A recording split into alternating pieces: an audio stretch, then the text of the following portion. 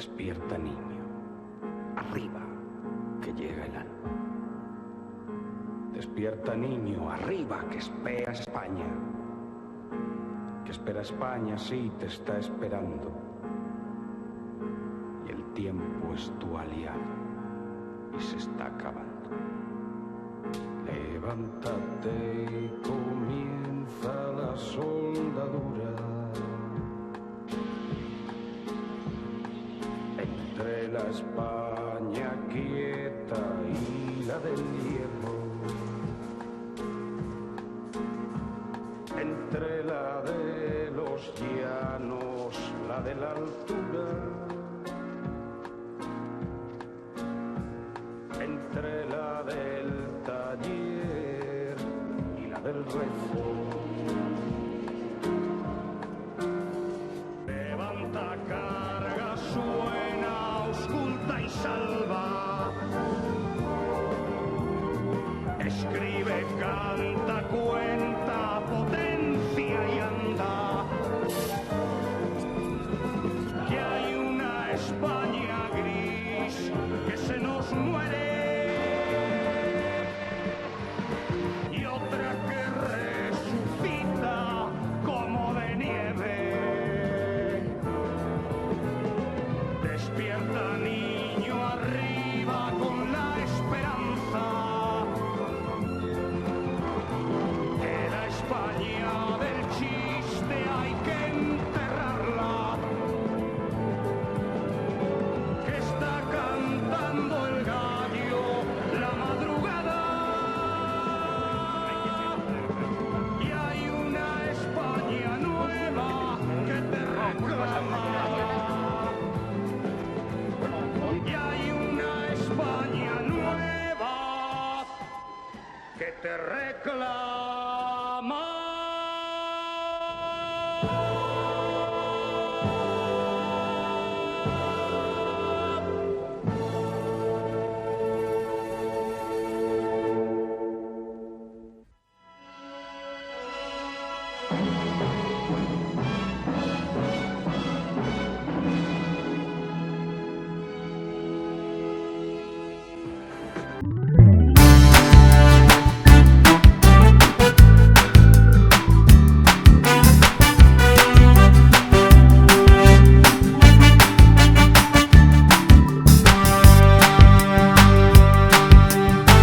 Es la paz del trabajo y del mal llamado milagro económico, el que millones de españoles han hecho posible con su esfuerzo continuado, combatiendo con éxito esos demonios familiares de nuestro pueblo, a los que el propio Franco se ha referido en alguna ocasión.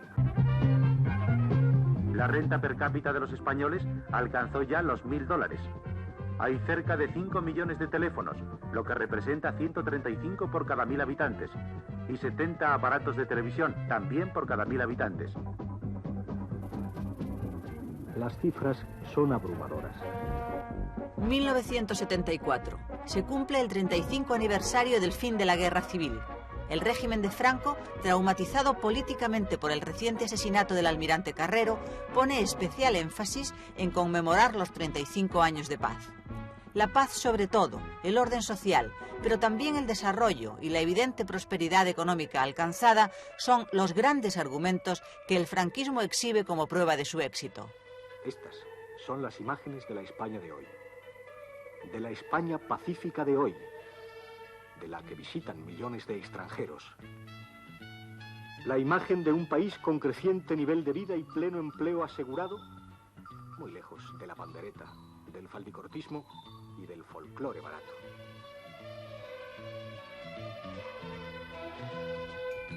Estas son las imágenes de nuestra paz.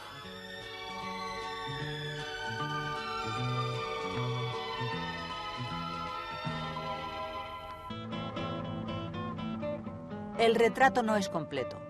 La realidad de España incluye otras imágenes que descomponen el plácido panorama descrito en los medios oficiales. Una cosa es cierta, en 15 años España ha dado un salto económico gigantesco, el más importante de su historia económica reciente, y se ha convertido en una nación moderna. Es la 10ª potencia industrial de Occidente. Su ritmo de crecimiento económico es extraordinario, un 7% anual, por encima incluso de la media de los países europeos. En el mercado de trabajo se registra una situación muy próxima al pleno empleo. Pero el rápido desarrollo había generado fuertes desigualdades regionales y sociales. El despegue económico de Barcelona o de Bilbao convive con las bolsas de subdesarrollo en Extremadura o en Andalucía, cuyas tierras van siendo abandonadas. Más de 3 millones de españoles emigran, van a Europa o a las zonas más prósperas de España en busca de una vida mejor. Con todo, el resultado más evidente del salto dado por España hacia la modernidad es la aparición de una ancha clase media urbana. Son los nuevos españoles y han dado un vuelco total a sus antiguos estilos de vida. Los valores culturales de la sociedad tradicional han sido ya arrinconados. La promoción personal, el ascenso en la escala social, son ahora las metas soñadas del español medio. Fíjese en Mario Conde. Ha estado ahorrando varios años. Vino a visitarnos a la caja de ahorros y se le concedió una ayuda. Hoy es el dueño de su propia industria. Efectivamente, con unos ahorros que yo tenía y la ayuda de un préstamo he podido montar mi propio taller y estoy muy satisfecho. Hay que convencer a todos de la necesidad de ahorrar desde ahora mismo, sin esperar a mañana.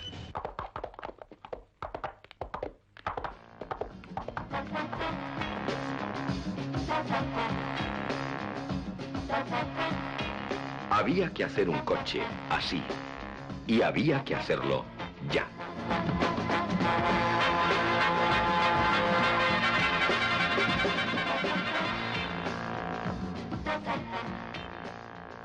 SEAT 133, un pequeño gran coche.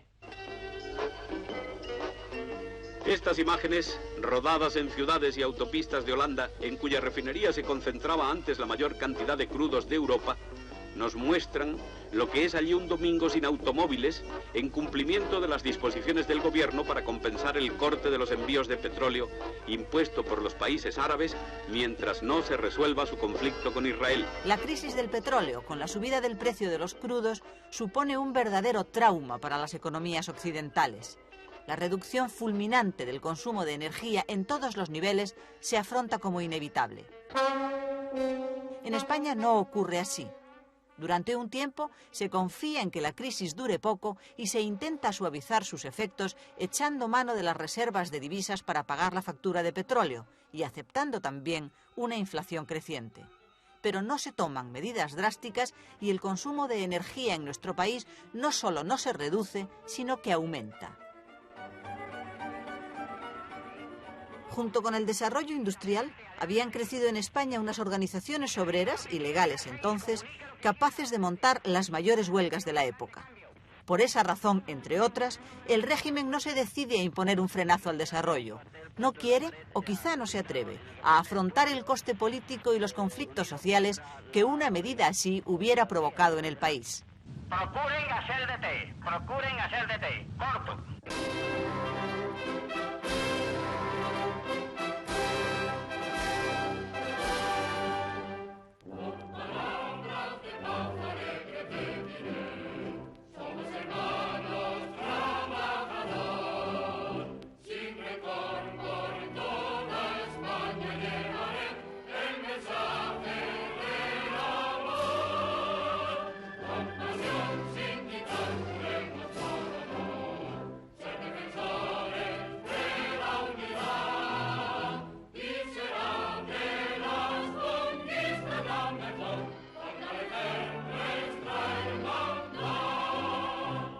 En España no existía la libertad sindical.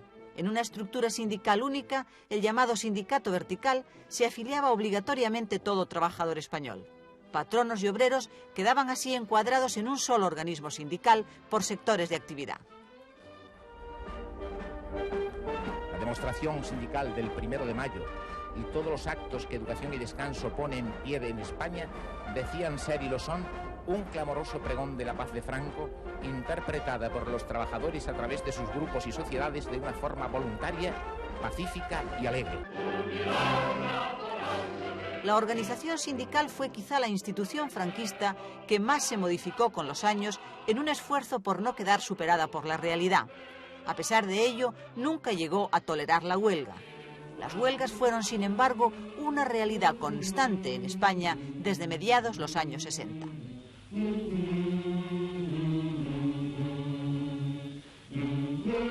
Los obreros de SKF, que han mantenido cerca de 25 días de huelga, siguen reuniéndose a la puerta de la fábrica. Casi simultáneamente con la de SKF se produce una prolongada y combativa huelga de los mineros asturianos. La lucha obrera continúa y se recrudece en España con los continuos conflictos en numerosas empresas de Madrid, País Vasco, Cataluña, Levante, con la combativa huelga de los obreros de Auti de Pamplona.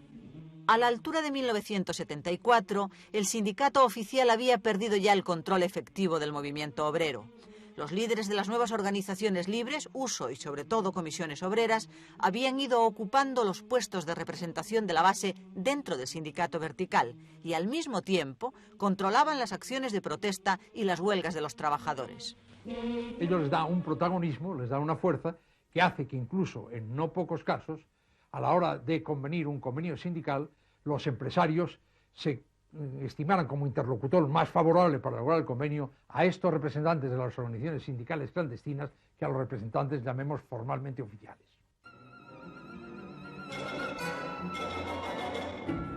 La máxima dureza represiva del régimen se ejerció sobre el movimiento obrero. Las detenciones, malos tratos, torturas e incluso muertes a manos de la policía o de la Guardia Civil golpean sobre todo a los trabajadores. La politización de la vida sindical es entonces muy intensa.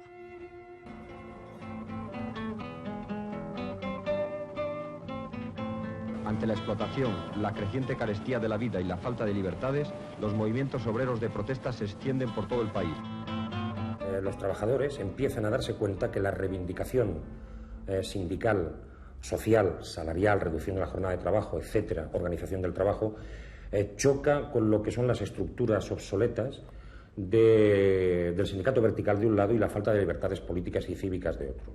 Entonces es cuando se produce una especie, diríamos, de litigio entre unas y otras que acaba haciendo que las libertades sindicales, que la exigencia de libertades sindicales se coordine con la exigencia de libertades políticas. Juntos como hermanos y en pro de una iglesia, vamos caminando. Los movimientos apostólicos cristianos tienen reconocidos los derechos de asociación y reunión que se niegan a los demás españoles. A la sombra de la Iglesia crece, pues, la generación del activismo político antifranquista y ganan empuje y experiencia de organización los nuevos sindicatos clandestinos. Muchos miembros de comisiones obreras o de USO pertenecen también a organizaciones legales de la Iglesia Católica y tienen los mismos planteamientos sociales. Ustedes son militantes de las Hermandades Obreras de Acción Católica. ¿Cuál es la finalidad de este movimiento?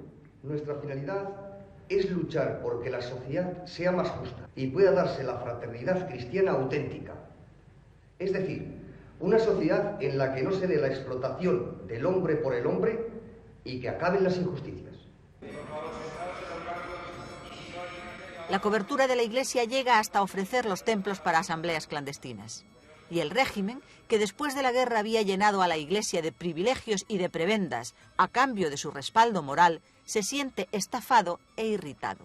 Ellos se daban cuenta que la Iglesia quería ayudar al pueblo en el proceso hacia el futuro.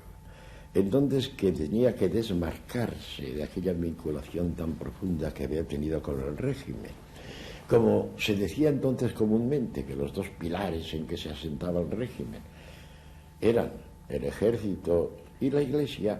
Claro, si le fallaba uno de los pilares, que era la Iglesia, en momentos en que el régimen empezaba su ocaso, la cosa resultaba muy peligrosa.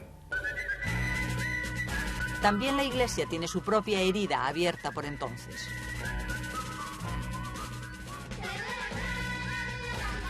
¿Qué está ocurriendo con algunos de nuestros hijos que abandonan sus prácticas religiosas, que incluso vacilan en la fe y hasta llegan a perderla? En mi familia todos vivían bien y honradamente. Y desde que mi hijo empezó a hacer dinero con esto de la construcción, envió a los nietos a Inglaterra y ellos se han echado a perder porque no quieren más que gastar y gastar con sus amigos y amiguitas. Y además dicen que eso de la religión se ha acabado. Y con esto se olvidan de lo honrados y cristianos que fueron sus padres. La culpa la tiene el ambiente, el nivel económico y la urgencia de poseer más y más. El progreso de una educación y cultura más accesibles a todos. Los grandes medios difusores de la noticia y del espectáculo. La atmósfera internacional que se nos filtra a través del turismo. La influencia cada vez mayor de los grupos juveniles con su propia ideología. La nueva moralidad o inmoralidad en algunas de nuestras costumbres. La confusión misma que reina en algunos sectores de la Iglesia.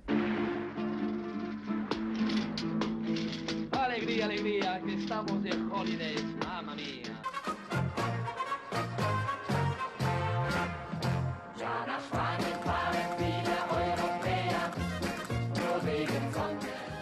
Es decididamente otra España, más abierta, más permisiva, también más laica, muy distinta de aquella España profunda, austera, rígida y clerical de otro tiempo.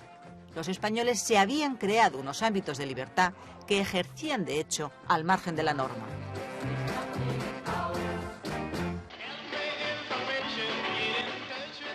Los jóvenes tampoco comparten ya los valores de sus padres, mucho menos los de sus abuelos. Piensan y viven de otra manera. En su escala de valores ocupa el primerísimo lugar la exigencia rotunda de libertad personal. La distancia entre generaciones se agranda entonces como nunca.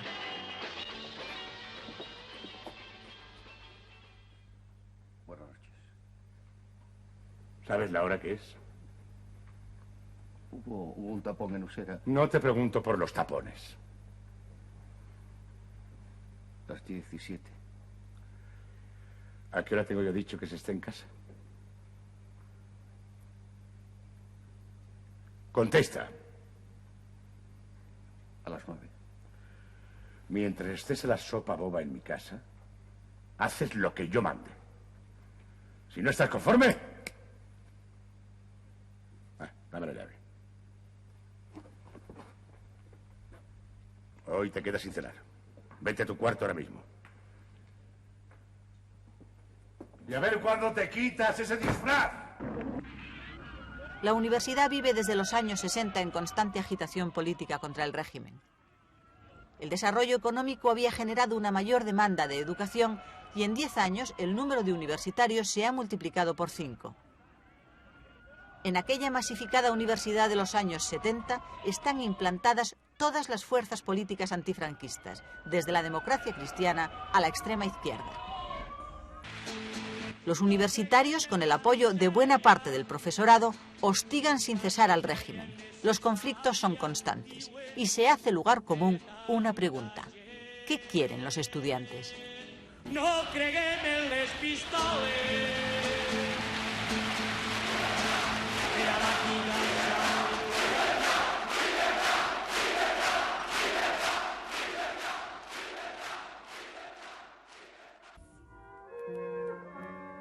En 1974 la presión por la libertad se ha extendido a otros sectores sociales. Los colegios profesionales, sobre todo de periodistas y abogados, están entonces en la primera línea de la lucha antifranquista. En realidad, son la cabeza visible y activa de una actitud generalizada de denuncia política del régimen. Es la rebelión de los profesionales.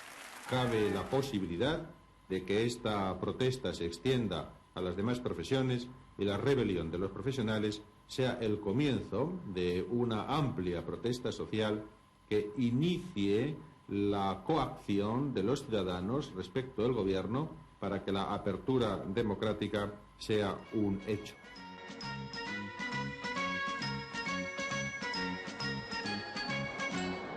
Ya estamos cerca, ¿no? Sí, señor, a las puertas de Europa. ¡Abajo los monegros! ¡El pan sobao! ¡El cocido y el mazapán!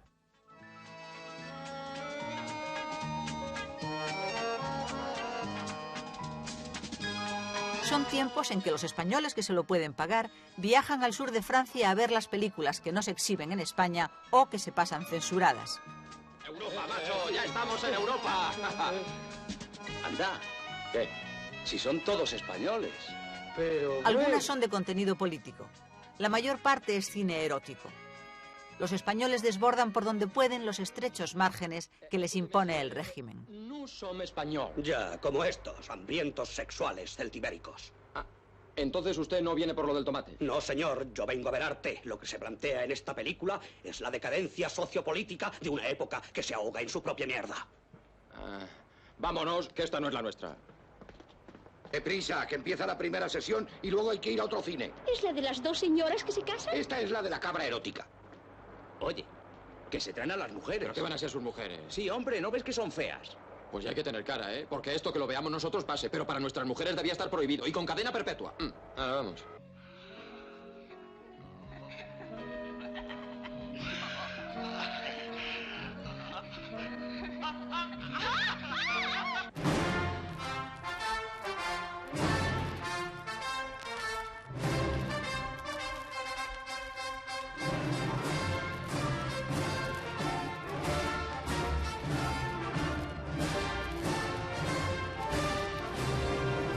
El franquismo y sus instituciones gozan aparentemente de buena salud y parecen sobrevivir sin dificultad a las tensiones generadas en la sociedad española. No es en realidad así.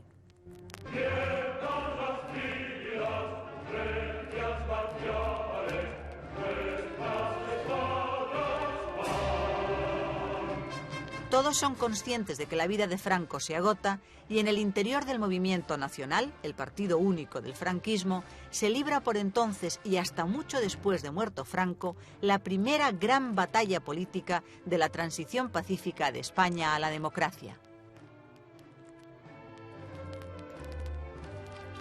Hay dos frentes principales. De un lado los inmovilistas, intransigentes, están resueltos a conservar intactos los principios y el sistema impuestos por quienes habían ganado la guerra. Y eso al precio que sea. Echándose de nuevo al monte, si es preciso, solían repetir. De otro, los aperturistas. Son hombres también del movimiento, pero jóvenes, que no creen en la perpetuación del sistema, que apuestan por el futuro y que apoyan unas reformas que incluyen pactos políticos con la oposición democrática sin perder por ello las riendas del poder. En los aledaños políticos del régimen, incluso perteneciendo a él, el Grupo Tácito, con gran influencia en la opinión pública. El Grupo Tácito empezó a funcionar en el año 1973. En un principio lo constituíamos 15 o 20 personas, profesionales jóvenes, que escribíamos un artículo en el diario Ya.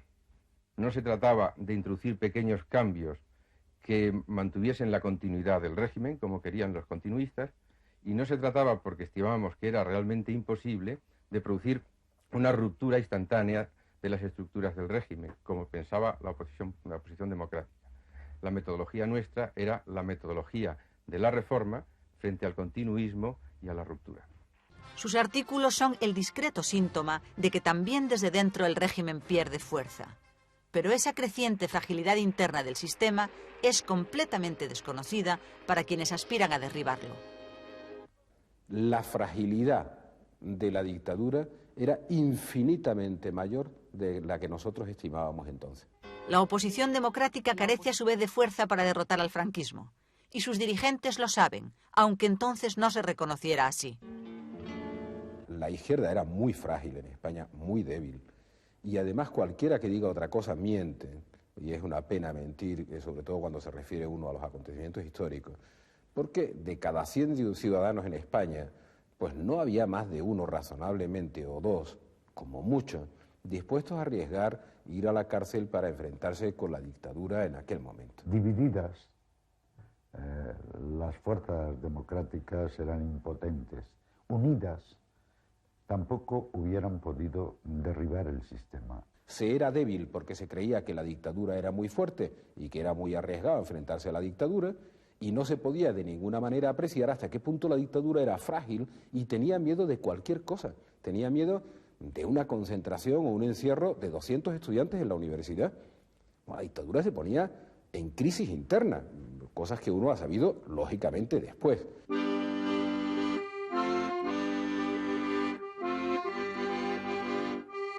El socialismo vive una situación difícil. Fragmentado en innumerables pequeños partidos, su núcleo más importante, el PSOE, Partido Socialista Obrero Español, está saliendo de un proceso traumático de renovación iniciado en el Congreso de Toulouse.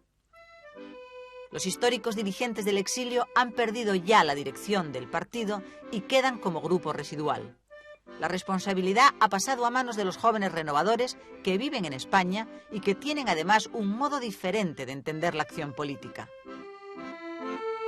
La perspectiva que se tenía de la política dentro no era de ninguna manera comparable a la perspectiva que se podía tener fuera. Es decir, nosotros creíamos que habría que aprovechar los instrumentos de que disponíamos para hacer política, mientras que fuera se tenía una visión mucho más abstracta, que consistía fundamentalmente en decir, en un régimen de dictadura no se puede hacer absolutamente nada, salvo liquidar la dictadura, mientras que nosotros teníamos la experiencia de que había cosas que se podían hacer para ir conquistando espacios de libertad.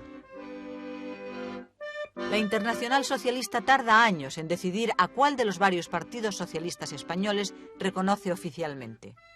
La pugna es intensa y las presiones de cada sector se multiplican. Finalmente, son los jóvenes renovadores del PSOE quienes se alzan a comienzos del año 74 con el valioso respaldo de la Organización Socialista Internacional. Supone una especie de reconocimiento, de espaldarazo internacional que fue sin duda extraordinariamente útil para animar al propio partido y para desarrollar la política aquí, como se demostró 2 años después. CJ1, estamos en el punto 59 y hemos cogido bastantes repartidores de propaganda que dicen que está autorizada. Cambio. Si han detenido a alguno, llévelos a comisaría. Si han detenido a alguno, llévelos a comisaría. Queda autorizado, no hay nada. El Partido Comunista de España aparece entonces como el más fuerte y cohesionado de los partidos de izquierda.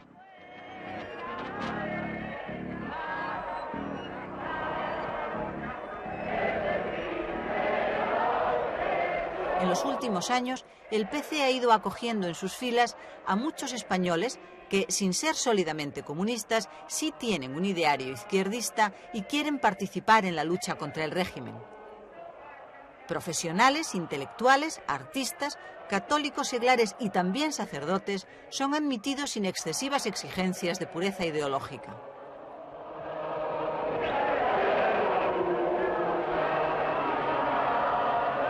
El Partido Comunista va adquiriendo una nueva imagen pública, más diversa, menos radical. La revolución como objetivo inmediato se diluye y en su lugar Santiago Carrillo propone el Pacto para la Libertad, es decir, la unión de todas las fuerzas democráticas de izquierda y de derecha para derribar a la dictadura. En realidad, no hay más que una auténtica solución democrática al problema español hoy. Esa solución es la instauración de un gobierno democrático de amplia coalición, la amnistía para presos y exiliados políticos, el restablecimiento de las libertades políticas para todas las tendencias existentes en el país, sin exclusión alguna, y la convocatoria de unas elecciones libres a cortes constituyentes que determinen el régimen que va a darse mañana a España.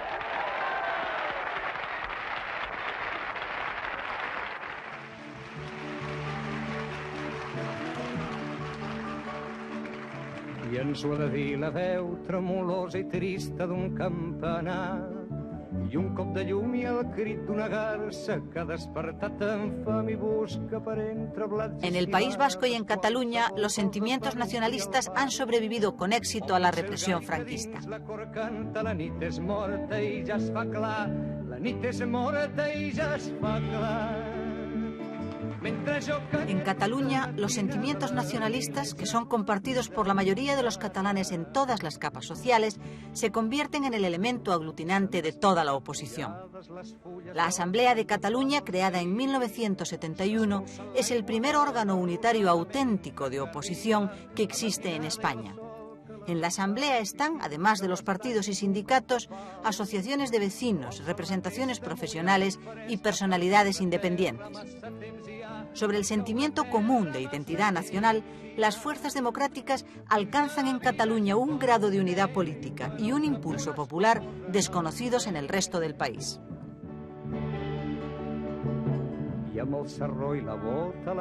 Desde su exilio, el honorable Josep Tarradellas mantiene a su vez viva y activa, por encima de los partidos, la institución catalana de autogobierno, la Generalitat.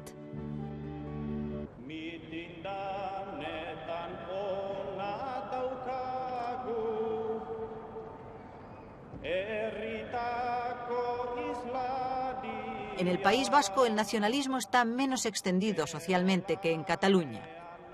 Es, sin embargo, un sentimiento más intransigente y radical y es causa de una profunda división entre nacionalistas y antinacionalistas.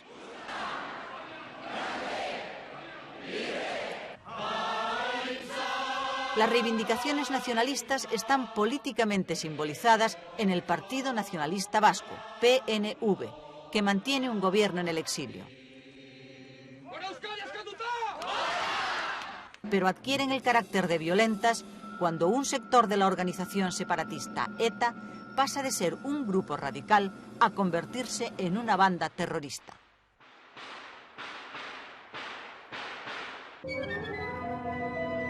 La dureza represiva del régimen sobre el País Vasco se había multiplicado con la aparición del terrorismo de ETA, cuya estrategia, acción, represión, acción, se ve así reforzada por los hechos. De los 10 estados de excepción declarados en España desde el año 56 hasta ese momento, año 74, 9 fueron aplicados a Vizcaya, a Guipúzcoa o a ambas provincias. Los presos políticos vascos se cuentan por millares en los últimos años del franquismo. La población reacciona sensibilizándose a favor del nacionalismo. El terrorismo de ETA se beneficia a su vez de una popularidad creciente, sobre todo entre los jóvenes. Los sentimientos nacionalistas suelen contar con el respaldo del clero local. En la sociedad vasca, el peso de la Iglesia es enorme y eso se nota también en los sectores violentos del separatismo. Buena parte de los dirigentes de ETA han pasado por el seminario y muchos curas vascos respaldan y refuerzan en aquellos momentos el separatismo etarra.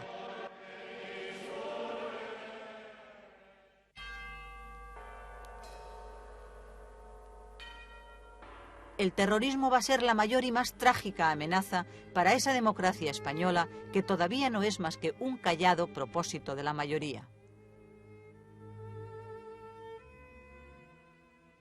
Esta es la España real, que exige mayores libertades y que se dispone a gobernar el nuevo presidente, Carlos Arias Navarro. Despierta, niño, arriba, que espera España. Que espera España, sí, te está esperando. Y el tiempo es tu aliado y se está acabando.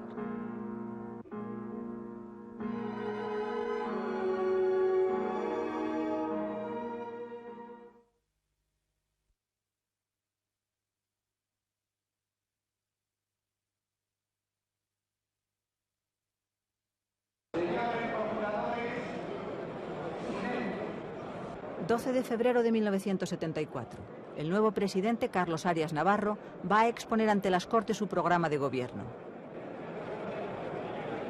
En la mente de todos está presente esa España real que exige mayores libertades. La necesidad de algún tipo de cambio se acepta ya como inevitable.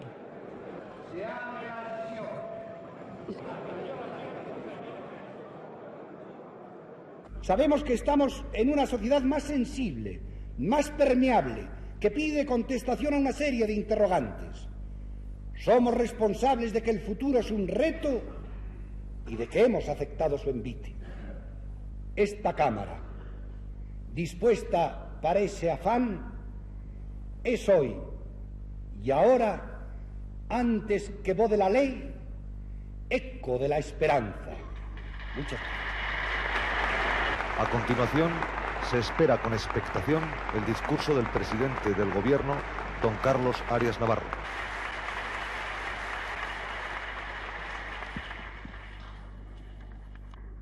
colocados ante la ancha perspectiva de hoy, el discurso tenía de entrada un tono nuevo, distinto de la retórica oficial. Era una buena señal en aquellas circunstancias políticas. Pero la estrella de la intervención del presidente, la que se esperaba con mayor interés, que era el anuncio de un proyecto de asociaciones políticas, no llega hasta el último momento de su discurso. de nuestro régimen y, finalmente, el estudio y redacción de un estatuto del derecho de asociación para promover la ordenada concurrencia de criterios conforme a los principios y normas de nuestras leyes fundamentales. Sin que proceda aquí tampoco el señalamiento de un plazo, es deseo del Gobierno que las entidades asociativas reconocidas y reguladas por aquel estatuto puedan comparecer sin tardanza en la vida política nacional. Los procuradores puestos en pie aplauden y ovacionan al presidente del Gobierno. Acababa de nacer la apertura política, pero el proyecto de asociaciones políticas tiene la virtud de agrietar la cohesión del gobierno aún antes de haber sido concretado. De un lado se alinean los ministros que apuestan por una apertura generosa y que habían encargado a varios reformistas del régimen la redacción de esa parte política del discurso de Arias. Cuando recabé algún criterio o alguna indicación sobre cómo debía ser aquel proyecto, Antonio Carro me dijo, en la línea de tus colaboraciones periodísticas, es decir, en una línea aperturista y en su sentido más maximalista.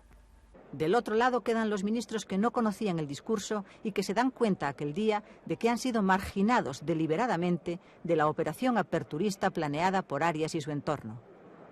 Yo le escuché desde el Banco Azul y no tenía conocimiento previo de su contenido. El hecho de que como ministro secretario general del movimiento desconociera previamente el contenido del discurso ya suponía una notoria y significativa desconfianza. La sociedad española, políticamente neutra, da la bienvenida a las intenciones aperturistas del gobierno, más acordes con la realidad del país. La oposición de izquierda no presta al discurso de Arias mayor atención porque sus objetivos pasaban entonces por la ruptura con el sistema para alcanzar la democracia. Los inmovilistas del régimen, que llevaban desde el año 69 boicoteando todo proyecto de asociación política, se disponen a dar su batalla. El objetivo es que ninguna asociación política que se cree pueda escapar del control del movimiento nacional, el partido único del franquismo. La prensa, por su parte, recibe con auténtico alborozo el tono y las palabras del presidente del gobierno. Nuestro afán es sumar y no restar, aunar voluntades y no excluir, respetar opiniones y no forzarlas. A partir de esa frase la prensa empieza a actuar. Inmediatamente bautiza el talante del nuevo gobierno. Lo llama el espíritu del 12 de febrero. Y de modo contundente e imparable levanta bandera en defensa de las libertades democráticas para los españoles y en apoyo de un cambio del sistema político a una democracia parlamentaria. Ya nunca se volvió atrás.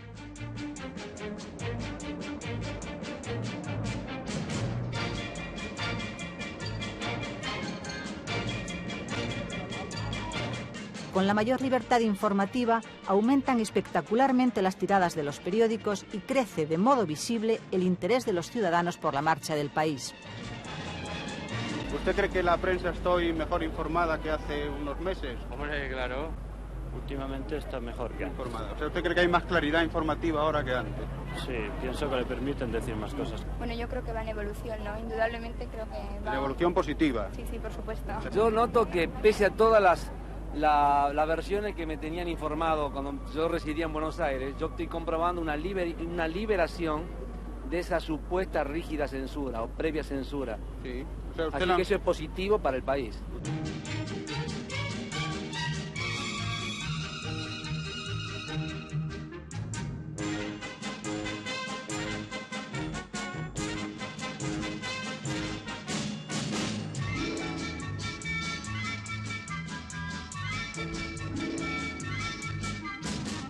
La apertura trae consigo expedientes a periódicos y revistas, secuestros de publicaciones y multas y procesos a periodistas.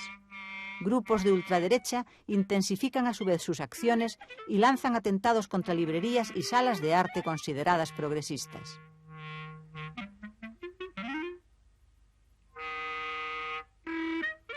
El espíritu del 12 de febrero y sus resultados en la prensa empiezan a ser asediados incluso desde el propio Consejo de Ministros.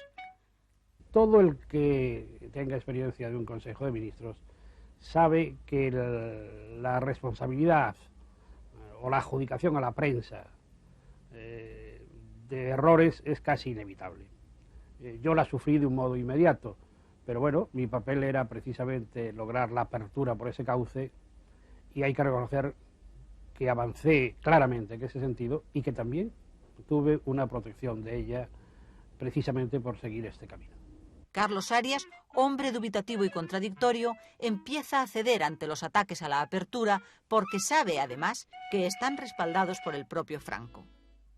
Días después del discurso del 12 de febrero, en uno de mis habituales despachos con Franco, recuerdo que me preguntó, ¿qué es eso del espíritu del 12 de febrero? Lo que hay que hacer es no prescindir del espíritu del 18 de julio.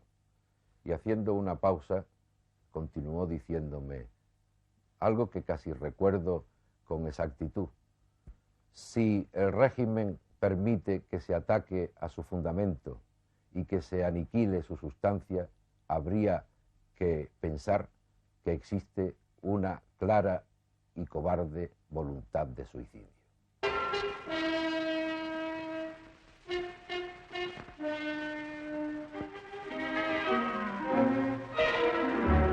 Ese frenesí purificador de la vida nacional, que nace como reacción a los nuevos aires que se respiran en la calle, alcanza incluso a una de las glorias del baile español.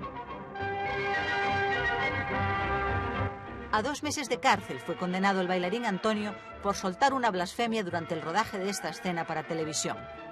Pero Franco le concede el indulto. A los 15 días recupera la libertad y, arrepentido, acude a pedir perdón.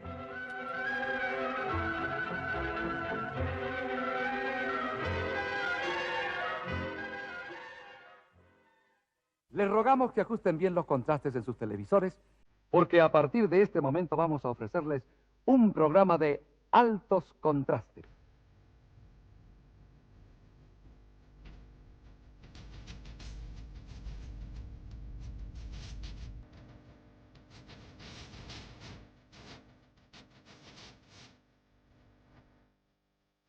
A pesar de los ataques, la apertura mantiene sus posiciones.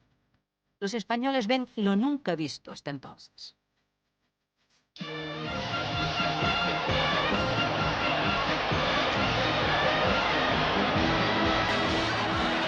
I don't ever slow up, no I don't take shit. I got no love for the fakeness. If you wanna play tough and wanna hate this, I'll always show up.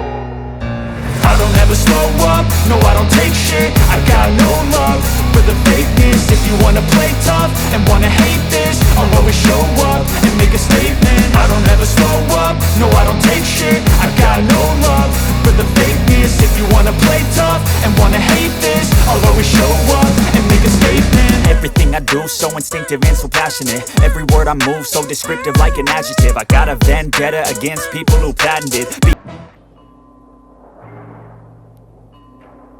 La voluntad liberalizadora del gobierno queda brutalmente en entredicho a las pocas semanas de nacer. El garrote vil volvió a funcionar en España por 2 veces el día 2 de marzo. Un estudiante anarquista, Salvador Puig Antich, acusado del asesinato de un policía, y un ciudadano polaco, acusado de dar muerte a un guardia civil, son ejecutados. Hacía 8 años que no se aplicaba en España la pena de muerte.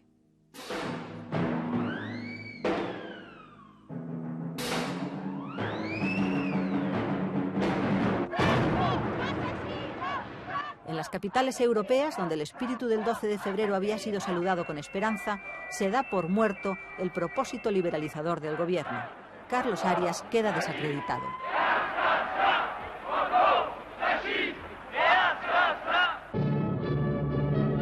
Pocos días más tarde, la representación española acude al Festival de Eurovisión y allí deja caer su desdeñosa respuesta.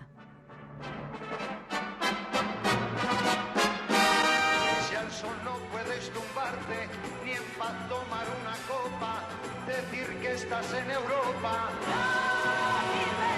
no sirve de nada, no sirve de nada, no sirve de nada.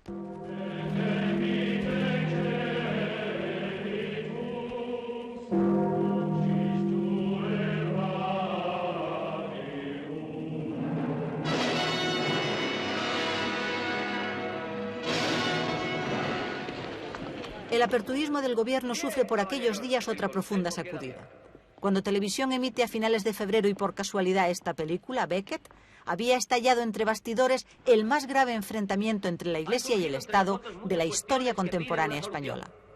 Os prevengo que solo puede existir una justicia en este país, y es la del rey.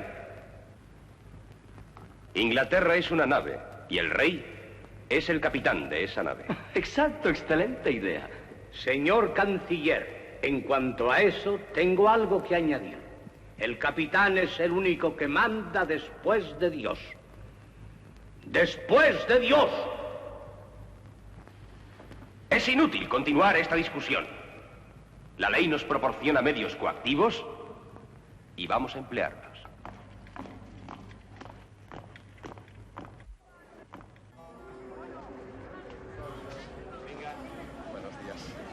El conflicto desatado en España entre la Iglesia y el gobierno tuvo su origen en una pastoral del obispo de Bilbao, Monseñor Añoveros, leída en todas las iglesias de su diócesis.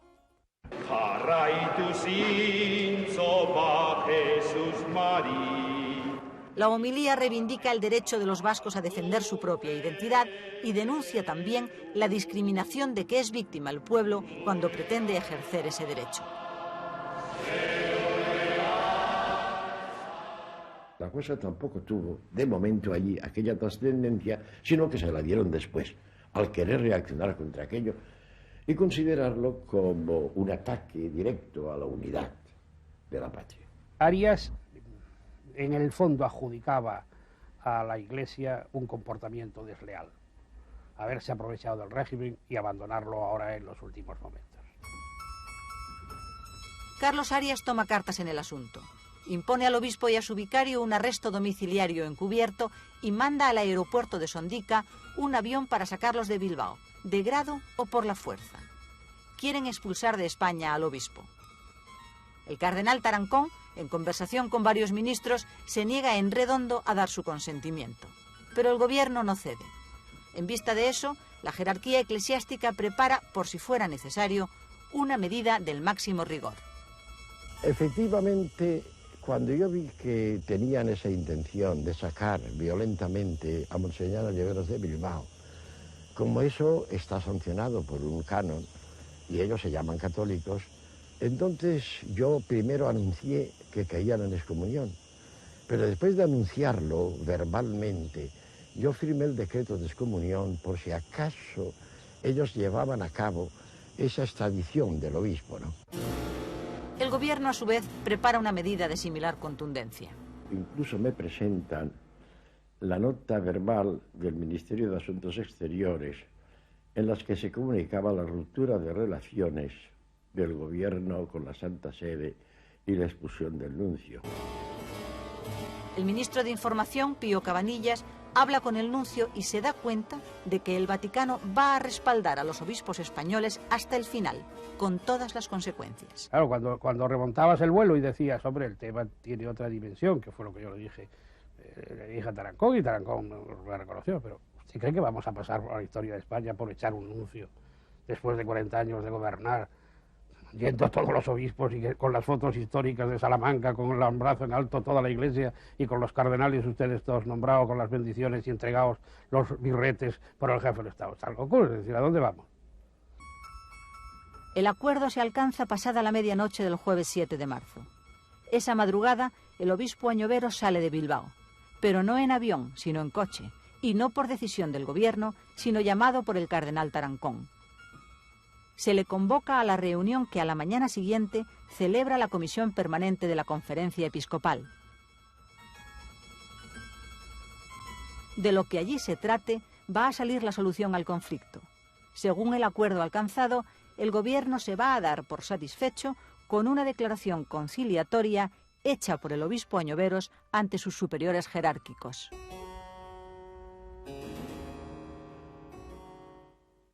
Yo mandé una copia de la declaración que había hecho Monseñor Añoveros delante de la Permanente al Consejo de Ministros que estaba reunido en el Pardo, presidido por el general Franco. Entonces tuvo que leerse públicamente aquel documento que yo envié, y es entonces cuando se produjo la reacción del general Franco, que se dio cuenta de todo lo que habían fraguado y protestó y cortó la cosa diciendo que me llevaban a un abismo.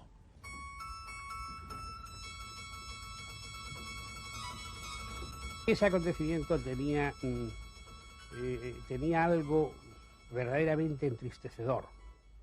Era como una pelea de dos instituciones ya vencidas. La Iglesia, que intentaba remontar su credibilidad, y el régimen, que intentaba remontar una credibilidad que ya no existía. Mi príncipe desearía ayudaros. ¿Y a qué esperas para hacerlo? A que el honor de Dios y el honor del rey sean una misma cosa. Eso puede ir para largo. Sí. Tal vez para muy largo.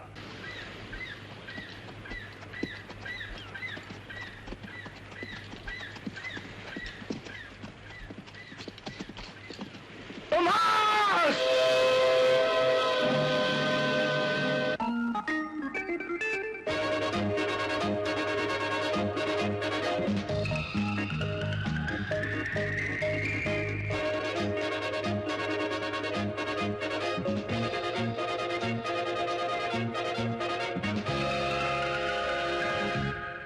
Hoy se cumplen 100 días desde la constitución del gabinete Arias.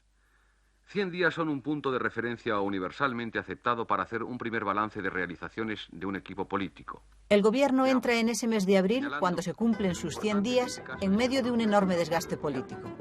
El fusilamiento de Puig Antich y el caso Añoveros han desacreditado ante el resto del mundo la voluntad aperturista del presidente Arias. En el seno del gobierno, los ministros que mantienen sus esfuerzos en pro de la apertura son cada vez menos, pero cuentan, sin embargo, con el apoyo cerrado de la prensa y con el asentimiento de la sociedad. Los intentos por frenar el proceso de liberalización iniciado se traducen en presiones directas sobre la persona del presidente Arias, quien poco a poco va a ir alejándose del espíritu aperturista del 12 de febrero. La larga batalla por dominar el futuro ha empezado ya.